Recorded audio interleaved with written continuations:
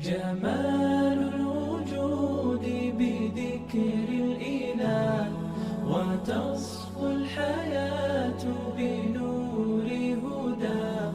جمال الوجود بذكر الإله وتصفو الحياة بنور هدى.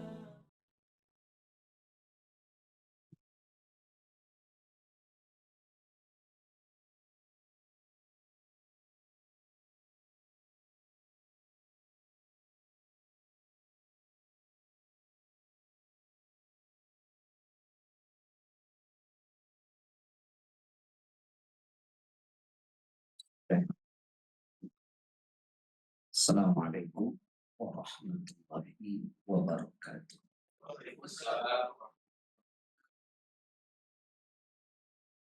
Alhamdulillahi rabbil alamin.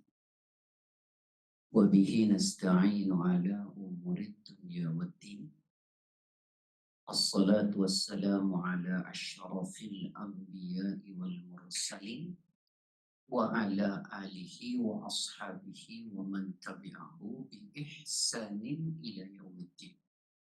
Asyhadu an la ilaha illallah wahdahu la syarika lah.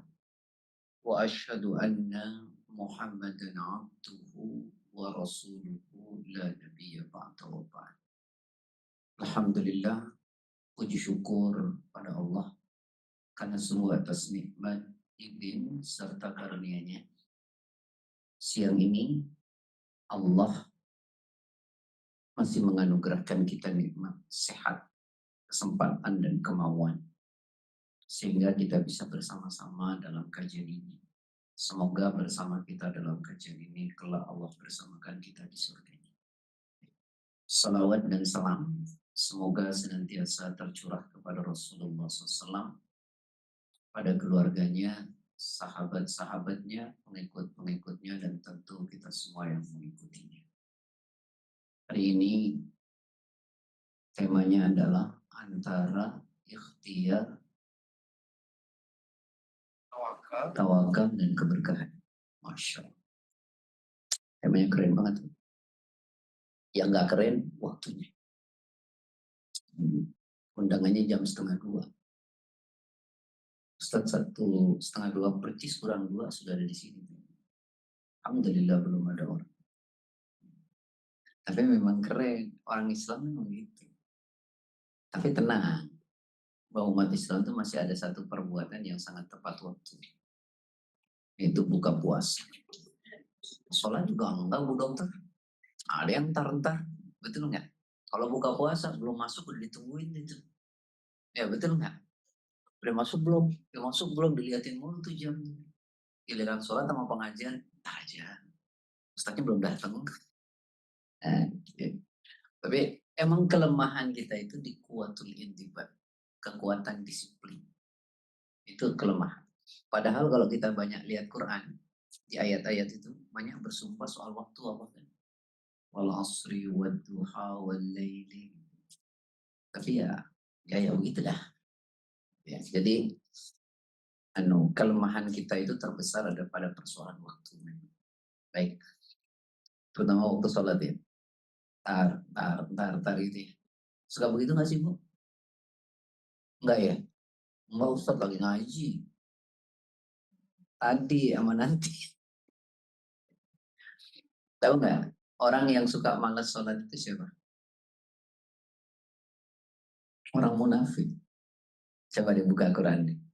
Surat keempat ayat 142. Surat berapa? 4 ayat 142. Wa idza qamu, saya potong ya. Ila sholati qamu kusala. Yura'una nasa wa la yadhkuruna allaha illa qalila. Betul apa enggak? Jadi orang munafik itu hendak menipu Allah. Tapi Allah yang menipu mereka. Dan mereka orang munafik kalau mau sholat, apa? Apa sholatnya gimana? Malas. Berarti yang suka malas sholat berarti ada tanda-tanda. Ada tanda-tanda munafik. Kan gitu. Orang itu, ini kata Allah loh ya, bukan kata saya loh ya, bukan kata saya ya. Nanti marah lagi sama saya. Jangan. Jadi orang munafik itu cirinya nek sholat itu malas. Nanti entar. Padahal kata Allah gimana? Kata Rasul, ketika seorang sahabat tanya, ya Rasulullah, amal apa yang paling utama? Sholat, sholat di awal waktu. Di awal, nih, ada satu ungkapan ulama. Masadirut ta'asa. Sumber-sumber kesengsaraan. Kan mestinya orang beriman tuh hatinya tenang apa enggak?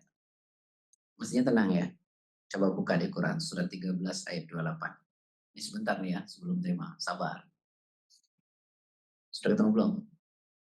Alladzina amanu wa tatma'innu qulubuhum bidzikrillah. Ala bidzikrillahi tatma'innul qulub. Kenapa ngumpet teh? Santai di dia ayat 4 teh. Enggak teh. Sampai Bu Dokter.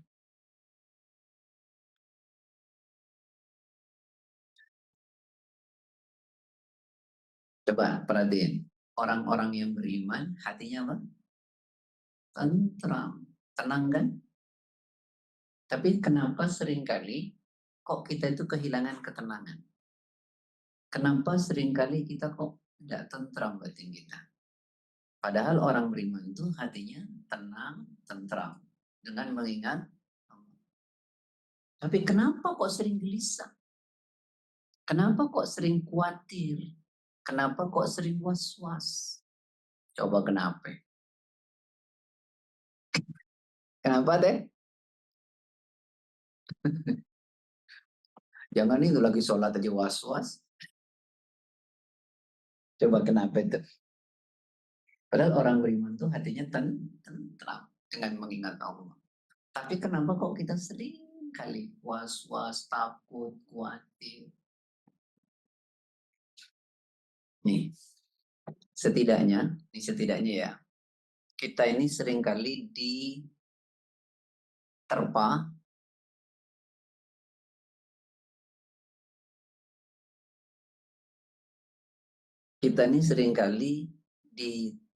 terjangkit dua penyakit psikis.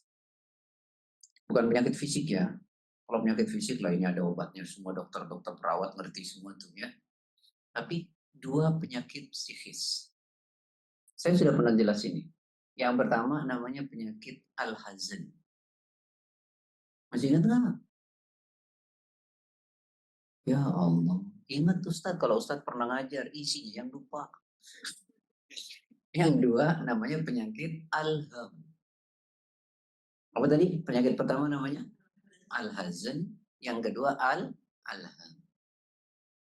Apa itu penyakit al-hazan? Suka meratap dengan kejadian buruk masa lampaunya. Coba dulu saya nggak ngambil keputusan kayak gitu ya. Mungkin hari ini nggak kayak gini nih. Nah, itu penyakit tuh. Nama penyakit apa? Al-hazan. Coba dulu saya nggak gitu ya. Mungkin hari ini nggak gini. Coba saya dulu kuliahnya nggak jurusan itu ya. Tapi jurusan yang lain. Mungkin hari ini nggak begini. Itu namanya penyakit. Namanya penyakit al-hazan.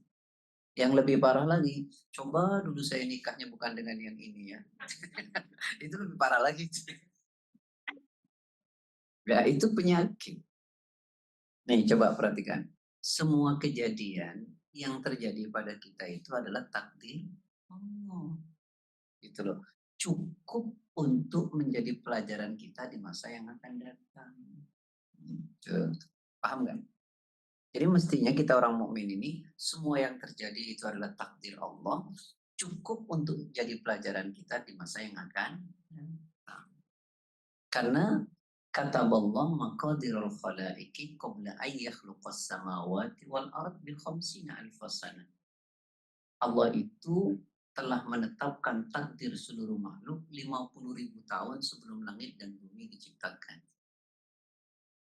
Bahkan sesuatu yang kita nggak harapin, Bu, itu sudah ada catatannya di dalam kitab Allah. Coba buka surat 57 ayat 22. Surat 57 ayat 22. Ma asaba min musibatin fil ardi wala fi anfusikum illa fi kitabim min qabli an nabra'aha inna dzalika 'ala Allahi yasir. Betul nggak? Ayo, teh, mulai deh baca terjemahnya. Surat 57 ayat 22.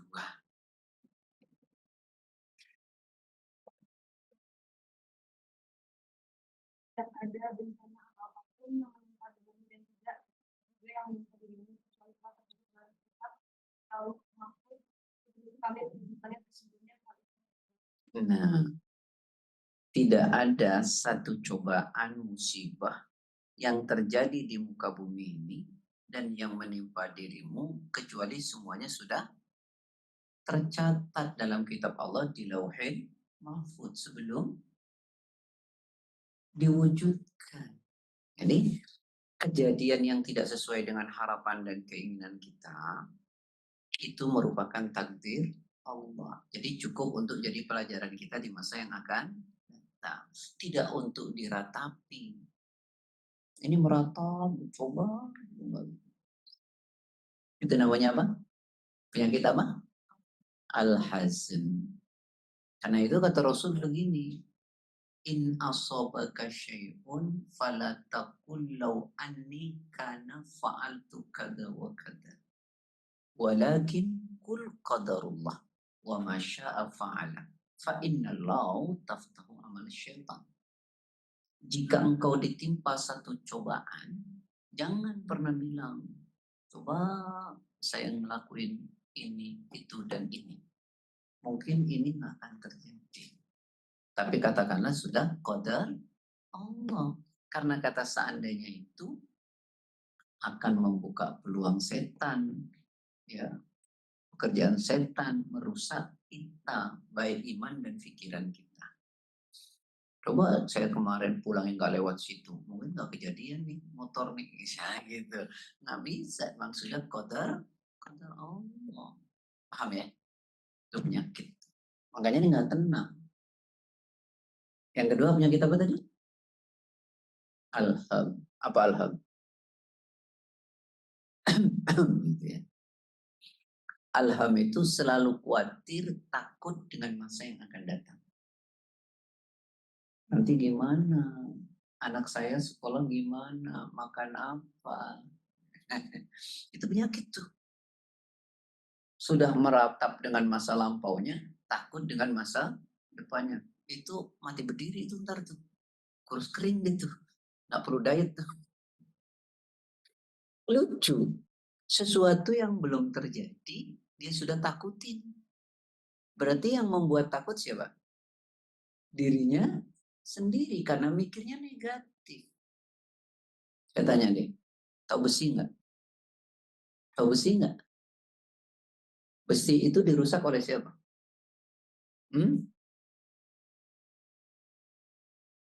Besi itu dirusak oleh siapa? Oleh dirinya sendiri, oleh karatnya kan? Betul nggak? Jadi yang merusak ibu itu adalah pikiran ibu sendiri. Pikiran bapak sendiri yang selalu takut, khawatir dengan masa yang akan datang. Bukankah Allah bilang, wa ma min dabbatin fil ardi illa 'ala Allahi rizquha. Nah, nanti ketemu dengan usaha. Tidak ada satu makhluk hidup di muka bumi kecuali rizkinya sudah dijamin oleh Allah. Oh, takut banget nanti anak saya gimana? Makannya apa? Insya Allah makan nasi, nggak mungkin makan besi. Ya kan? Takut terus. Itu penyakit tuh. Namanya penyakit apa? Ada nggak dokternya di sini yang mengobati penyakit itu? Agak ada. Karena itu penyakit psikis. Bawa ke psikiater. Ada juga. Takut betul dengan masa yang akan datang. Jadi dirinya itu dirusak oleh pikiran negatifnya sendiri. Coba yang takut misalnya sama anak, gini-gini. Nah, kan tugas kita apa? Tugas kita apa? Usaha. Betul nggak? Usaha aja maksimal, doa sama Allah. Selebihnya tawakal deh itu, pasrahin sama Allah. Anak-anak kita udah disekolahin, betul nggak? Udah dididik agama, udah didoain, dikasih makanan halal. Udah selebihnya serahin sama Allah, tawakal. Ini kok takut dulu, nggak pernah berhenti, gelisah, resah, gelisah, kayak nyanyian ya. Takut mulu gitu loh. Halo, halo.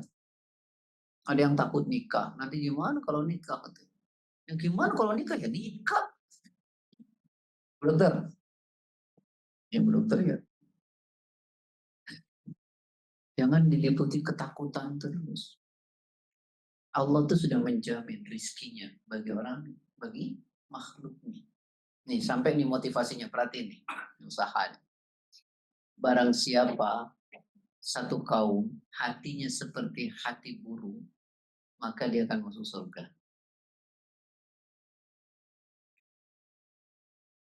Pernah tahu nggak hatinya burung? Bukan hati ansih itu. Bukan. Maksudnya kata Rasul, burung itu berangkat pagi dalam keadaan lapar, pulang sore dalam keadaan kenyang. Apa itu? Dia tahu bahwa Allah menjamin rizki untuknya. Ya kan? Tapi dia nggak tahu di mana tuh rizkinya. Makanya dia usaha gitu loh. Karena usaha ditemuin tuh sama Allah rizkinya. Pulang kenyang dia. Padahal dia nggak punya pikiran. Kita punya otak kalah sama burung. Ayo betul apa enggak? Halo, halo, halo. Tuh bab itu selesai, udah di sini kelar sudah. Yuk kita tutup. Kelar tuh bab itu sudah. Ya kan? Burung itu nggak pernah tahu rizkinya ada di mana. Yang dia tahu Allah menjamin rizki untuknya. Karena itu dia usaha terbang. Cari itu. Ya ketemu. Yang penyakit ini kan kita apa? Nggak mau usaha. Tapi pengen hidup enak. Makan enak. Itu namanya apa? Kemarin? Ya Allah lupa lagi. Namanya okem. Tahu okem? Ih, kamu okem? Nggak ada yang seumuran dengan saya sih. Masih nom-nom semua. Kalau yang seumuran saya masih tahu tuh dulu freeman, orang apa preman itu disebut okem. Apa itu okem? Ogah kerja, enak makan. Oh begitu. Kalau yang seumuran saya masih tahu tuh. Berarti kan masih muda-muda ini. Ya mungkin anak saya bontot kali ini. Nah ini loh. Ya. Jadi apa namanya? Salah satunya kenapa itu terjadi, orang kok seringkali diliputi penyakit hazan dan alfam. Nah, menurut ulama, yang pertama itu tahu nggak? Al-bu'tu anis sholah.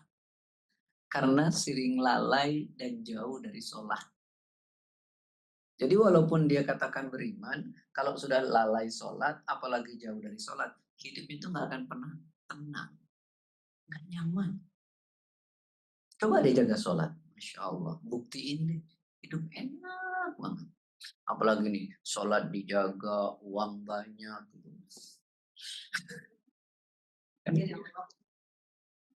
Amin ya Allah. Udah jaga aja sholat, nanti enak yang diberikan oleh Allah. Nah, enak itu teh bukan soal uang loh teh. Bukan. Seandainya bahagia dan tenang itu soal uang, maka di rumah mewah nggak ada tangis. Di rumah mewah nggak akan ada perceraian. Seandainya uang itu yang membuat orang hidup tenang. Bukan. Laisal ghina kata Nabi an kasratil arad walakin al ghina minan nafsi. Kaya itu bukan karena banyaknya harta yang kita punya, tapi kaya itu adalah hati. Kaya itu apa? Hati, bukan uang. Ini air apa ini? Mineral ya. Kalau di kampung saya semua aqua namanya. Air apa aja namanya aqua. Serius. Motor apa aja namanya Honda. Ada Honda tadi. Motor apa aja Honda pokoknya. Ya sudahlah. Gak ada mereknya pokoknya di kampung saya. Nih, air mineral. Kalau kita bersyukur, kita menikmati, ini air jadi enak banget. Betul nggak? Terus ibu minum apa minuman yang paling enak gitu kata orang. Tapi hatinya nggak nerima, nggak bersyukur, nggak enak tuh minuman. Betul apa enggak? Jadi kalau gitu enak tuh ada di mana? Ada di hati kita. Kita yang membentuk jadi enak. Makanya sering saya bilang, coba nih, dengerin baik-baik. Nikmat, bahagia, senang, tidak pernah terletak dari apa yang kita terima. Tetapi nikmat, bahagia, dan senang terletak bagaimana cara kita menerimanya. Coba ulang. Coba ulang. Ya, sampai situ doang. Tidak terletak dari apa yang kita terima. Tetapi nikmat, bahagia, dan senang terletak bagaimana cara kita menerimanya. Sebanyak dan sebesar apapun yang kita terima, kalau kita nggak bersyukur, nggak akan pernah jadi kenikmatan. Sesedikit dan sekecil apapun yang kita terima, kalau kita bersyukur jadi kenikmatan. Jadi intinya ada di sini. Ini yang kita bentuk. Nah, kembali ya. Jadi kenapa orang tuh kok sering sengsara, nggak tenang, nggak nyaman? Ternyata kata ulama, yang pertama itu karena jauh dari sholat. Amal lalai. Hidupnya tuh nggak akan tenang. Gelisah terus. Takut, khawatir. Orang tuh kalau sholatnya baik, nanti dibentuk oleh Allah. Tenang. Sampai ngaji aja bisa tenang banget.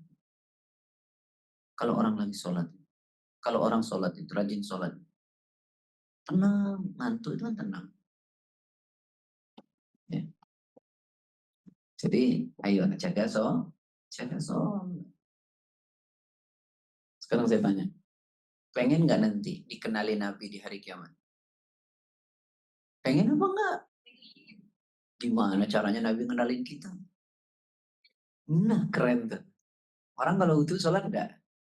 Iya. Kalau kita kan nggak hidup sezaman dengan Nabi. Nabi nggak kenal kita. Kalau sahabat dulu sezaman nggak dengan Nabi? Sezaman. Sehingga Nabi tahu nggak sahabat? Tahu. Nah kita gimana? Nggak sezaman dengan Nabi. Gimana caranya Nabi kenal kita? Orang muhajjali.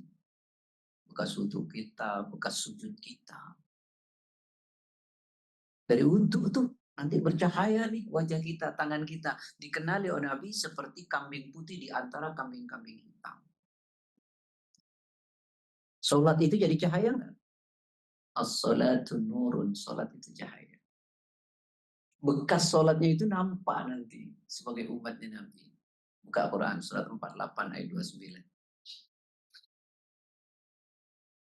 Muhammadur Rasulullah walladzina ma'ahu asyidda'u 'alal kuffari ruhamaa'u bainahum tarahum ruk'an sujada yabtaghuna fadlan minallahi wa ridwana simahum fi wujuhihim min athari sujud dzalika mathaluhum fit tawrati wa mathaluhum fil injili kazar'in akhraja syatahu fa'azarahu fastaghlada fastawa 'ala suqi yu'jibu az-zarra'a liyghidha bihim al-kuffar wa'adallahu alladhina amanu wa 'amilus salihati minhum maghfiratan wa ajran 'azima. Dokter. Itu adalah utusan Allah dan orang-orang yang bersama dengan dia adalah keras terhadap orang-orang kafir. Tapi bukan sayang sama mereka. Kamu lihat mereka rukuk dan sujud mencari karunia Allah dan keridhaannya, tanda-tanda mereka tampak pada muka mereka dari bekas sujud. Tuh, melihatlah mereka rukuk dan sujud. Yang mengharap apa? Semata-mata mengharap karunia dan keridhaan. Bekas ruku dan sujudnya nampak nanti di wajahnya bercahaya. Maka dari situlah dikenali kita oleh Nabi. Nah, gimana caranya kita tidak tadi itu tidak dikena penyakit hazen atau apa saja lah kita mau berhasil? Maka yuk masuk ke temanya. Yang pertama kita mesti usaha maksimal. Mesti apa? Usaha maksimal. Jangan males. Nih, pengen masuk surga tapi nggak usaha masuk surga. Artinya tidak melakukan kebaikan. Pengen sukses tapi tidak menempuh jalan kesuksesan. Kan gitu kan? Namanya itu pengen tapi nggak usaha. Namanya apa itu? Mimpi. Namanya apa? Mimpi. Nih kata ulama. Tarjun najah walam tasluk masalikaha inna safinata la tajri alal yabas. Kalian semua berharap sukses, tapi jalan kesuksesannya tidak ditempuh. Sungguh sampan tak mungkin berlayar di daratan. Sampan mungkin nggak jalan di laut, di daratan?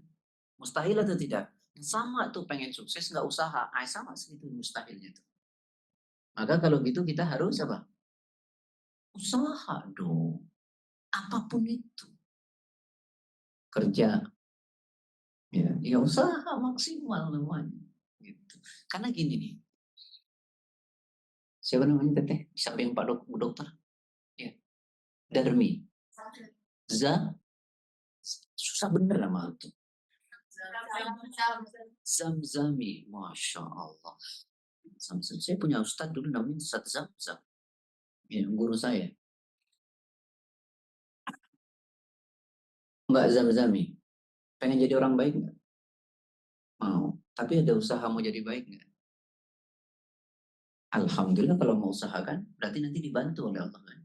Nah sekarang Mbak Zamzami pengen jadi orang baik, tapi tidak berusaha untuk jadi baik. Yang bakal nyampe. Pengen sukses, jalannya nggak ditempuh, yang nggak nyampe. Nah karena itu buka Quran, surat 13 ayat 11. Surat 13 ayat 11. Surat 13 ayat 11.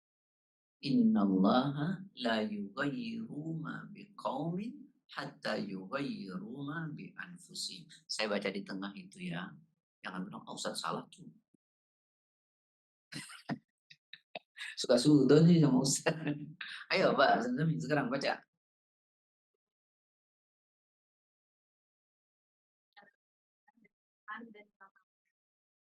Yang menjaganya atas perintah Allah. Sesungguhnya Allah tidak mengubah keadaan suatu kaum mereka mengubah apa yang ada pada diri mereka. Nah, sesungguhnya Allah tidak akan merubah keadaan satu kaum sampai kaum itu merubah keadaan dirinya sendiri. Berarti disuruh apa itu? Usaha. Kalau ini RSUD ini jadi RSUD keren, maka semua stakeholder yang ada di dalamnya harus usaha maksimal. Ini pengen jadi yang terbaik tapi nggak ada usaha. Mimpi namanya. Mulai dari topnya sampai bawahnya gitu loh. Harus ada usaha yang maksimal. Allah nggak rubah kita sampai kita merubah diri kita sendiri. Berarti harus apa? Ya saya tahu itu. Optimalisasi potensi. Ya kan? Optimalisasi potensi. Saya yakin semua stakeholder yang ada di sini semuanya punya potensi. Maka optimalkan potensi itu untuk meraih kesuksesan. Baik secara personal maupun lembaga. Itu. Ayo dong, optimal. Punya akal, keras akal. Ya kan? Punya visi. Optimal, aplikasikan apa yang ada di dalam. Udah nggak apa-apa orang pekerjaan, Bun. Yang biarin aja.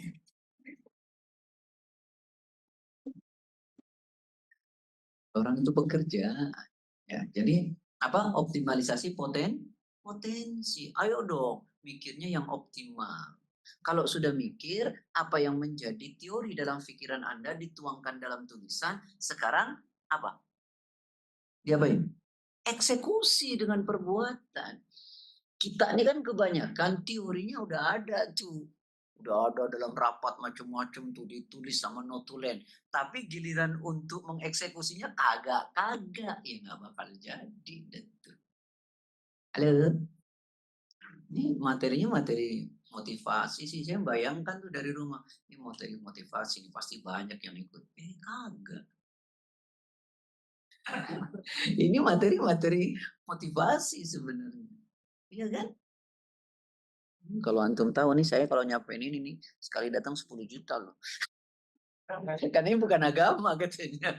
Tapi saya tidak aman lah. Nah, ini perhatikan baik-baik. Harus ada optimalisasi potensi. Kalau mau bisa merubah usaha. Karena nggak ada usaha itu yang nggak dihargai loh. Ada nggak usaha yang tidak dihargai? Nggak ada. Yang nggak mungkin itu, kalau kita usaha jadi mungkin. Coba saya tanya. Tahu Nabi Ibrahim nggak? Tahu nggak? Langsung dijawab sih. Tahu dari Al-Quran. Benar, kalau tahu di mana itu ya? Iya, Nabi Ibrahim. Nabi Ibrahim itu tinggalnya di mana? Awas bilang di rumahnya lah Pak Ustaz. Di Babelonia ya. Istrinya ada dua ya. Satu siapa? Siti Sarah. Dua Siti Hajar. Dari Siti Hajar lahir siapa?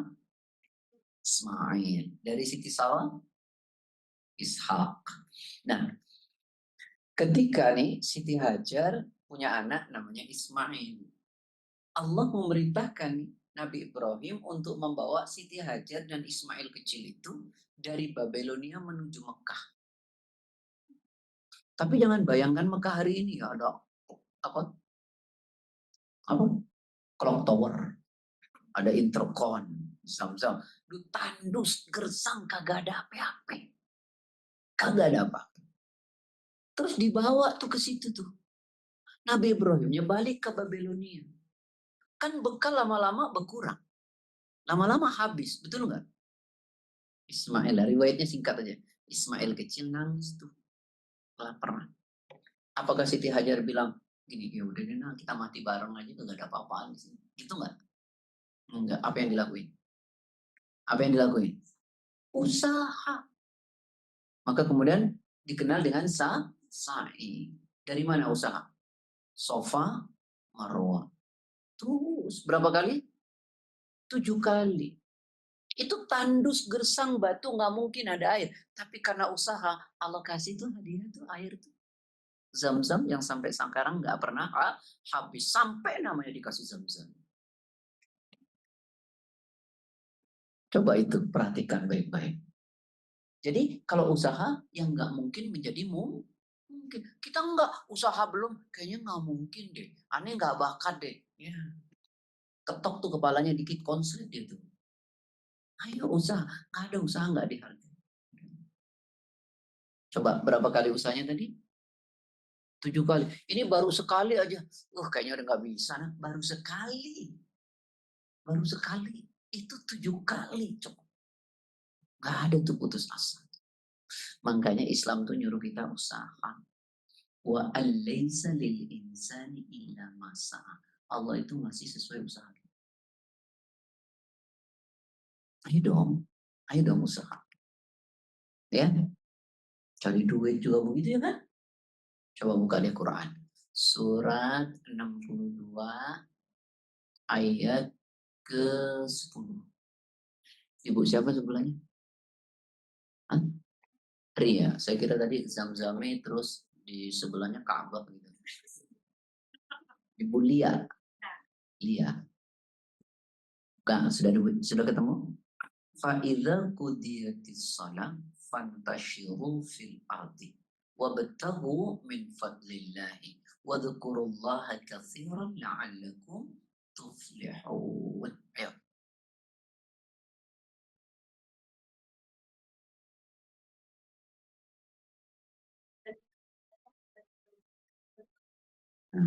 Kata Allah, kalau sholat udah dikerjain, sholat Jumat udah diapain? Bukan tiduran di masjid, bukan. Halo? Kalau sholat udah dikelarin lagi. Udah dikerjain tuh Jumat, bukan tiduran di masjid. Allah suruh apa itu? Bertebaran kamu di muka bumi. Usaha itu bahkan kalau perlu lintas negara. Ya kan? Kata Allah, cari karunia Allah. Tapi kalau lagi cari karunia Allah, ingat Allah sebanyak-banyaknya. Karena yang punya siapa? Allah, minta dong. Ya, agar kamu beruntung. Usaha cari jodoh, Usaha, nggak boleh diem-diem. Jodoh udah ditentuin sama Allah. Iya, nih tahu. Tapi kalau diem-diem gimana dong? Usaha. Ayo, yang belum pada punya itu ke rumah Ustaz deh. Serius, ada CV segini di rumah. Serius. Saya memang nggak buka boro jodoh, tapi CV segini di rumah. Ini tinggal digaduk-gadukin. Kemarin saya baru ada dokter dari Semarang.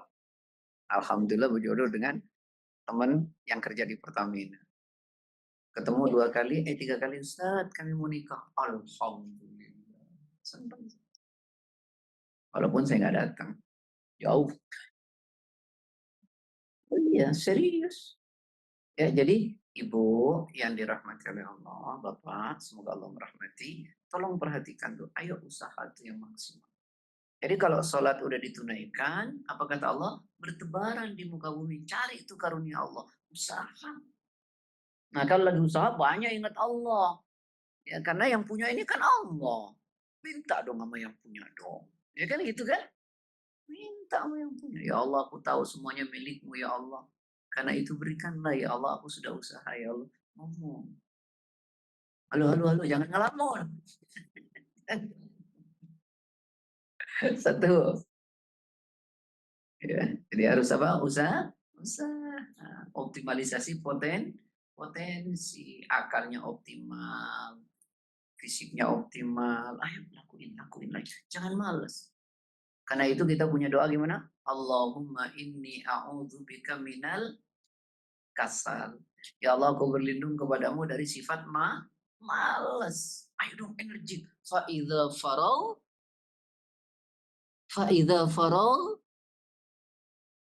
ansol. Hafal itu. Artinya apa? Ya, selama ini sholat gimana? Selesai satu, cepat kerjakan yang lain. Jadi umat Islam tuh harus energik, kreatif, inovatif. Nggak boleh jadi orang malas. Hidup ini sangat kompetitif. Kalau kita tidak kreatif, tidak inovatif, habis tergilas. Karena itu dikatakan, kalau hari ini engkau sama dengan kemarin, rugi. Hari ini harus lebih baik. Berarti grafiknya naik terus tuh. Energik orang Islam itu. Nggak ada malas-malasan. Tidur dulu, tapi pengen sukses. Ya Allah. Apa yang? Mimpi akhirnya. Suksesnya di mimpi. Dia naik Alphard di mimpi tapi. Ya Allah. Jadi harus apa? Usaha. Sama nih. Pengen ngerti agama, pengen taat kepada Allah. Usaha ngaji aja kagak. Gimana dong? Ini sebenarnya fasilitas. Diberikan kesempatan. Tinggal mau digunain apa?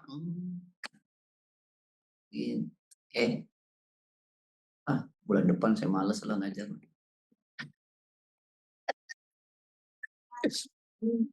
Baik, itu satu ya. Jadi harus apa tadi teh? Usaha. Lalu berhenti nggak setelah usaha? Nggak boleh. Maka yang kedua harus doa dulu. Main tawakal haji. Tawakal dulu. Ntar tawakal mah belakang. Jadi harus apa? Doa. Ada temanya kurang. Kudu apa? Ada doanya. Kan yang punya semua ini siapa emang? Pinta sama yang punya. Nangis dong. Ngomong sama Allah. Kekuatan doa bahkan bisa merubah takdir. Coba. Doa itu bisa merubah takdir. Coba nih saya tanya. Nabi Ibrahim, Nabi Musa, dan Nabi Harun dikejar oleh siapa? Firaun dan pasukan. Di depannya apa? Laut. Apa Nabi Musa dan Nabi Harun bilang, udah yuk kita mati nih, habis selesai sudah. Enggak.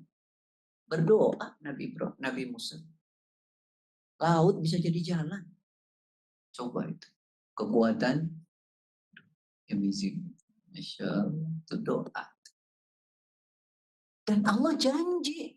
Doa itu pasti diterima. Allah janji diterima. Kita yang ragu. Itu kan ajaib itu. Betul enggak? Allah janji diterima enggak? Ibu yang ragu. Itu keajaiban dunia ke-8 tuh setelah Candi Borobudur. Coba buka surat 40 ayat 60.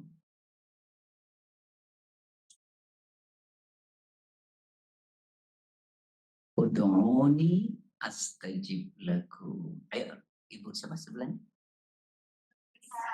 Aisyah. Kariza. Masalah, enggak teh Kariza. Bu dokter juga? Oh, bu dokter Kas. Pantesan jilbabnya beda kalau dokter ya. Ayo, bu dokter silakan. Ya, surat 40 ayat 60, surat Ghafir.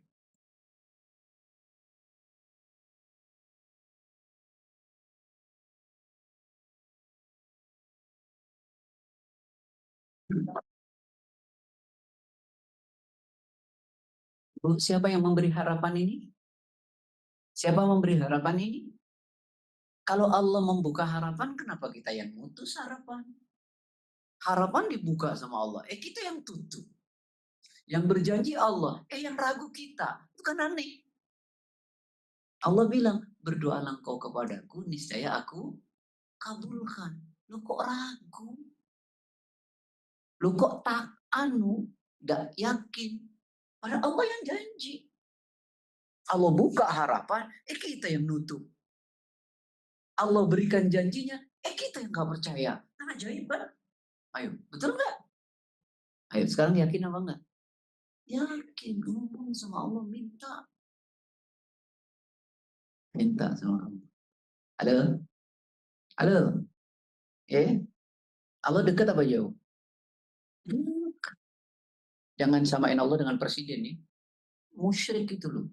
Ada orang yang bilang, minta mau ketemu presiden aja harus lewat ajudan kok. Katanya. Betul nggak? Masa sama Allah? Antum langsung. Siapa ente katanya. Quran yang bilang begitu. Bahwa kita ini dekat. Udah ngomong aja sama Allah minta.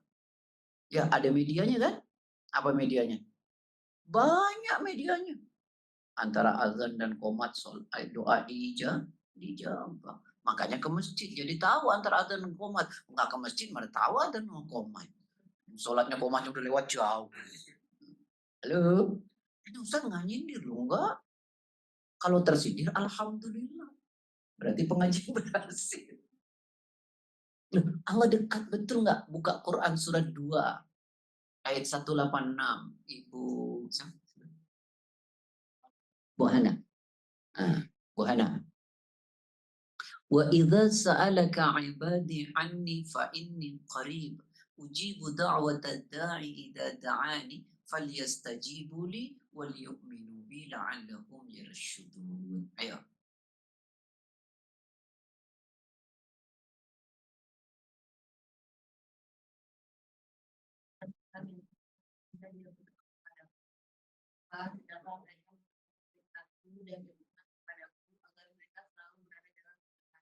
Apabila hambaku bertanya kepadamu Muhammad tentang aku dekat, kata Allah. Betul nggak?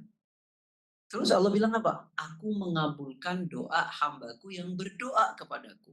Syaratnya apa? Penuhi dulu perintahku. Beriman kepadaku. Ini kan enggak. Kita pengen doanya diterima. Tapi perintah Allah kita nggak kerjain. Gimana itu?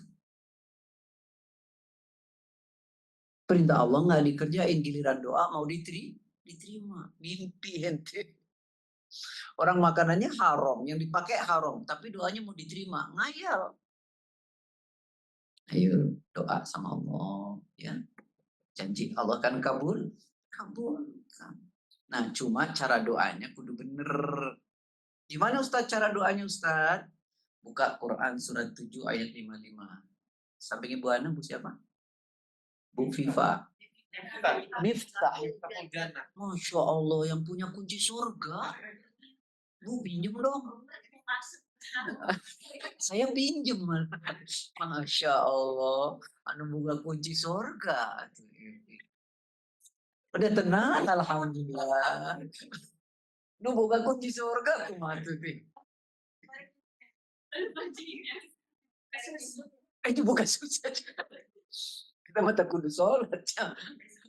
Udah punya kunci, Masya Allah. Ya, Allah bilang apa? Coba baca.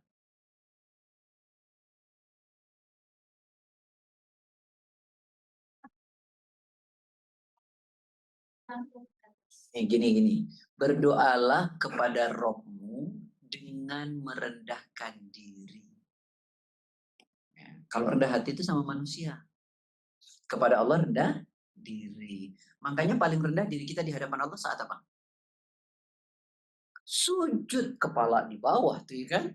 Sujud. Maka disitulah tempat paling terijabah. Makanya ngomong tuh sama Allah. Minta. Halo? Jelas apa enggak? Banyak yang terjebak antara azan dan qomat.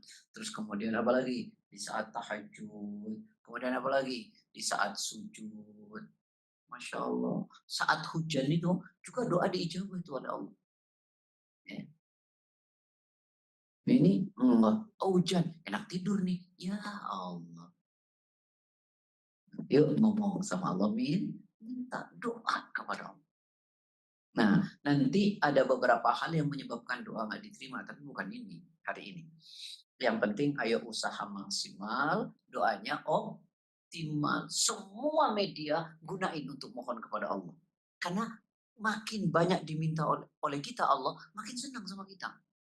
Makin kita nggak minta, marah Allah. Marah Allah. Seolah-olah kita tidak butuh Allah. Kalau kita kan makin banyak diminta, makin kesel. Ya, lu ketuman lu katanya. Minta dulu. Ya kan? Tapi Allah makin diminta, makin senang. Tuh, ya, kita butuh nggak sama Allah? Banget. Udah ngomong masih minta. Usahanya udah maksimal nih. Doanya yang optimal. Betul nggak? Ya, sekarang yang ketiga. Yang ketiga. Apa yang ketiga? Kalau sudah usaha, udah maksimal banget. Tapi jangan cuma usaha sekali ya, udah maksimal banget.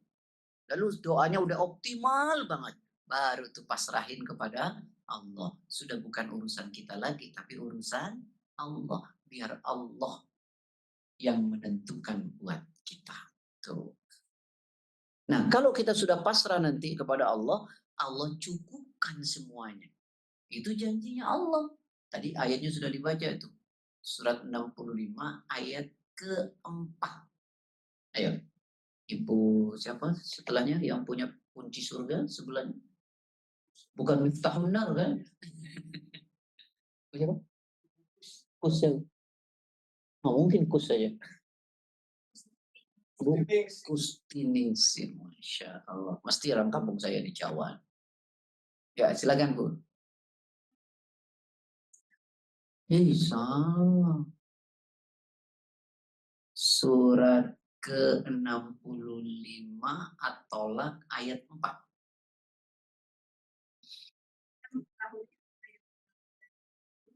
Dia juga mengetahui apa yang kamu persiapkan dan apa yang kamu tahu. Serius? Itu. وَمَنْ يَتَّقِ اللَّهَ يَجْعَلْ لَهُ مَخْرَجًا وَيَرْزُقْهُ مِنْ حَيْثُ لَا يَحْتَسِبُ وَمَنْ يَتَوَكَّلْ عَلَى اللَّهِ فَهُوَ حَسْبُهُ. Surat 65 surat At-Tolak ayatnya ke-4. Tadi kalau udah dibaca itu, saya juga bingung tadi, ini tentang usaha kenapa ayatnya tentang talak nih? Ujungnya doang yang nyambung. Silakan. Siapa yang bertakwa kepada Allah, niscaya dia menjadikan Terus lagi seterusnya.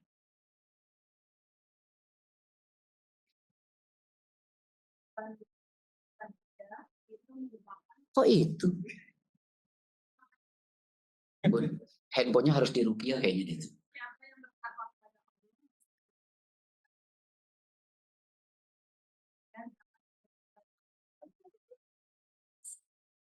siapa yang bertakwa kepada Allah dan Emang itu? Hah? Bunyinya bukan begini nih. Wa may yattaqillaha yaj'al lahu makhraja. Itu ayat 3-nya di ujung. Nah, sekarang ayat 5, ya kan? Wa yarzuquhu min haitsu la yahtasib. Wa may yatawakkal 'ala Allah fa huwa hasbuh. Bukan itu.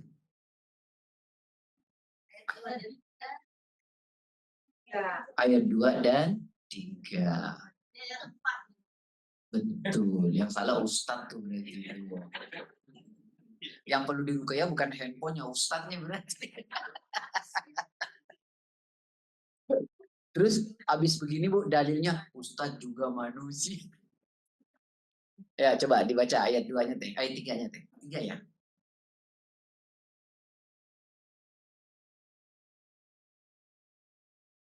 Dan dikerahkan kepadanya rezeki dari arah yang tidak dia duga.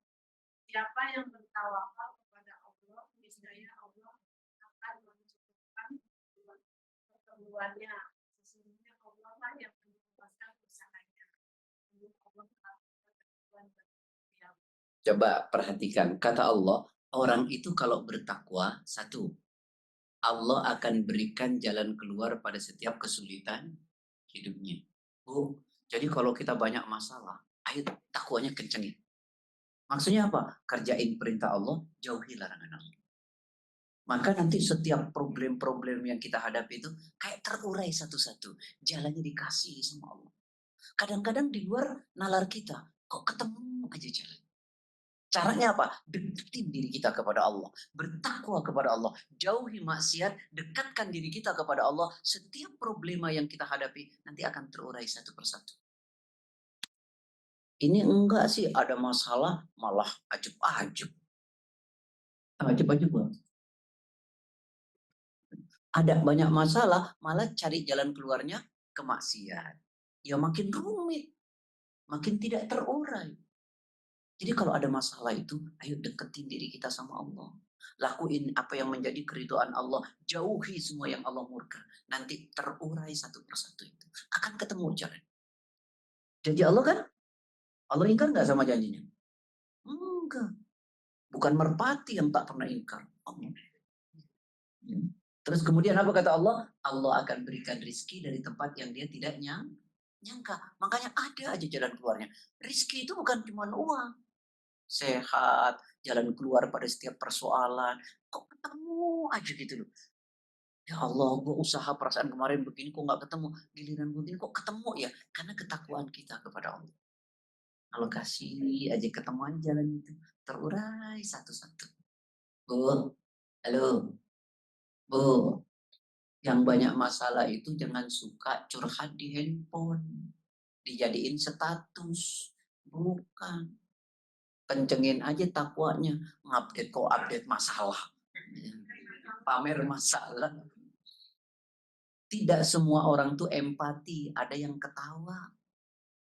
Makin banyak kita cerita kepada manusia, makin jauh pertolongan Allah. Karena Allah itu maha pencemburu. Ngomong dong sama Allah.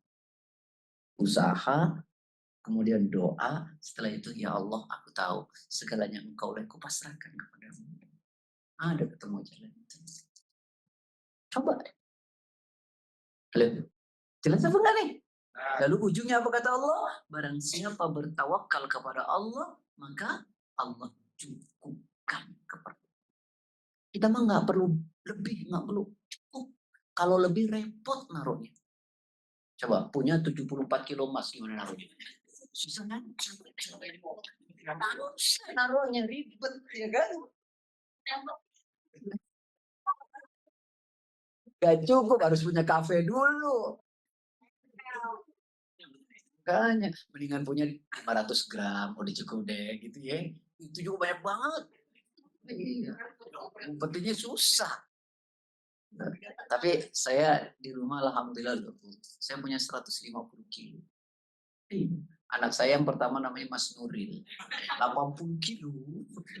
Yang kedua, yang ketiga Mas Nawab, 70 kilo. Pas 150. Tambah saya lagi Mas Wahid, coba. Masya Allah. Jadi ada yang penting cukup. Nggak usah banyak. Naruhnya ribet. Naruhnya ribet. Tentu. Bu, kalau sudah cukup tuh enak. Yang penting cukup aja. Nggak usah lebih. Kelebihan tuh repot juga. Ya, baik ya. Jadi Ibu kalau bertawakal Allah cukupkan. Maka kalau sudah usaha maksimal, doanya optimal, lalu kemudian serahin itu kepada Allah. Ketika sudah diserahin sama Allah, Allah cukupin. Kalau ternyata ini semua dapat yang kita pengen, bersyukur kepada Allah. Nanti ditambah terus nikmatnya oleh Allah. Ditambah itu bukan finansial, bukan materi. Bisa saja itu terjadi, tapi yang lebih urgent adalah, yang lebih pokok, ditambah itu adalah keberkahannya. Apa Bu? Keberkahannya. Jadi lebih tenang, jadi lebih bahagia, lebih nyaman. Itu. Ayo, mangga. Sampai sini sudah. Tuh. Kalau ternyata kita udah usaha, Ustadz, udah doa, udah tak kasih serahin sama Allah, belum, ya sabar. Sabar, ada waktunya. Cuman Allah lagi nguji, sabar apa enggak nih?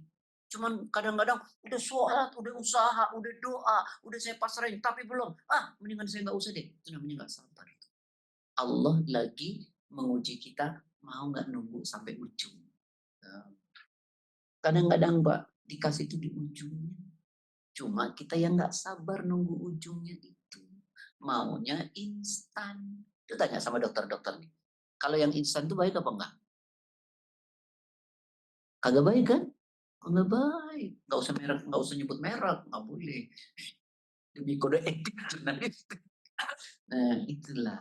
Yuk. Nah, kalau sudah begitu, nanti keberkahan itu akan muncul. Gitu loh. Insya Allah. Di jam 3. Ayo, siapa yang mau nanya? Ada yang mau nanya kagak? Kalau enggak, saya yang nanya nih. Apa? Ada. Kalau pas lagi sujud itu kan kita berdoa juga. Itu ya dari bangun dia ada beberapa gitu. Jadi kalau misalnya kita dalam bahasa Arab perlu diharapkan atau dalam bahasa Indonesia itu Saya jelasin dulu pelan-pelan. Ini kadang-kadang kalau kita sholatnya berjemaah ya. Berjemaah. Imamnya sudah Allahu Akbar naik. Ini masih sujud aja doa. Nggak boleh. Innama ju'ilal imam liyutamma bih. Imam itu dijadikan untuk diikuti. Ya, untuk diikuti. Nah sekarang, boleh nggak berdoa dijaharkan? Boleh. Al-adhkar wa ta'awad minal Quran wa sunnah. Yang doanya itu berasal dari Quran dan hadis. Ya, tapi tidak niat baca Quran. Niat berdoa. Boleh dijaharkan. Yang tidak boleh kalau bahasa Indonesia dijaharkan. Karena sholat itu gerakan bacaan yang sudah ditentukan.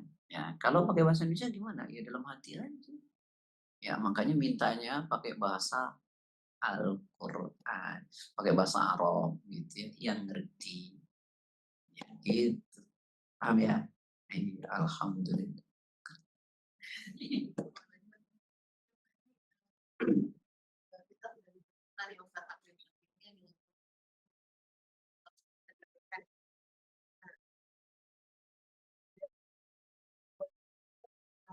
juga kayak ya kelahiran gitu udah ditetapkan sama Allah.